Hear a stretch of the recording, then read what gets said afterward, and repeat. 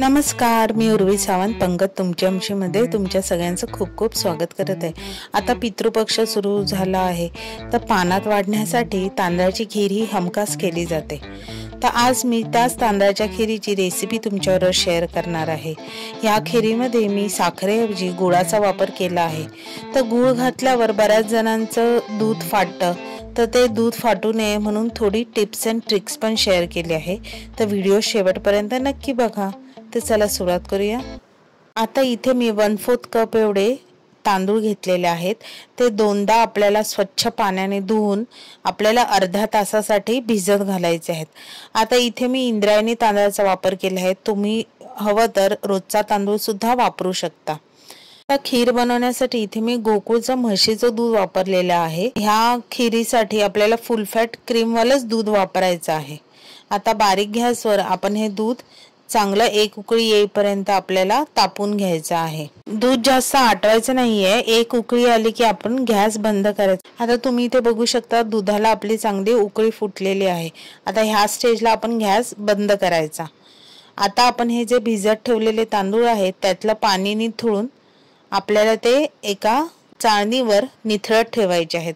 बस 5-1 मिनिटासाठी आपल्याला ते तांदूळ निथळत ठेवायचे आहेत। आता हे निथळलेले तांदूळ आपल्याला मिक्सरच्या एका भांड्यात काढून आपल्याला त्याची एक अशी दरदरीत पूड बनवायची आहे, म्हणजे रव्यापेक्षा थोडी मोठी, एकदम पण बारीक त्याची पावडर नाही बनवायची। आता ही तांदळाची केलेली भरड दुधामध्ये मिक्स करून आपल्याला ती भरड चांगली शिजू द्यायची आहे।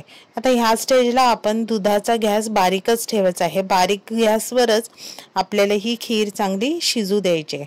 आता तुम्ही एक बघू शकता 15 ते 20 मिनिटांनंतर ही तांदळाची खीर चांगली व्यवस्थित शिजलेली आहे। म्हणजे हा तांदूळ आपण चेक केला तर आपल्या बोटाने सहज तांदूळ अगदी दाबला गेला पाहिजे, याचा अर्थ बघा आपली तांदळाची खीर व्यवस्थित शिजलेली आहे। आता ह्याला जास्त पण शिजवत राहायचं नाहीये, कारण थंड झाल्यावर खीर आपोआप आटते सुद्धा।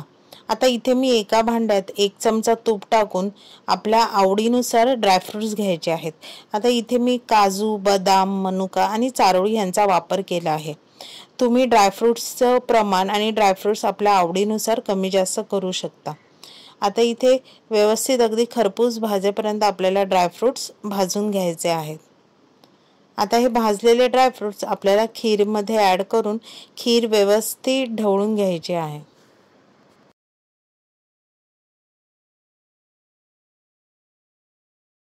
आता ह्यामध्ये मी जायफळ, वेलचीची पूड ॲड करून व्यवस्थित आपल्याला हे मिश्रण ढवळून घ्यायचं आहे।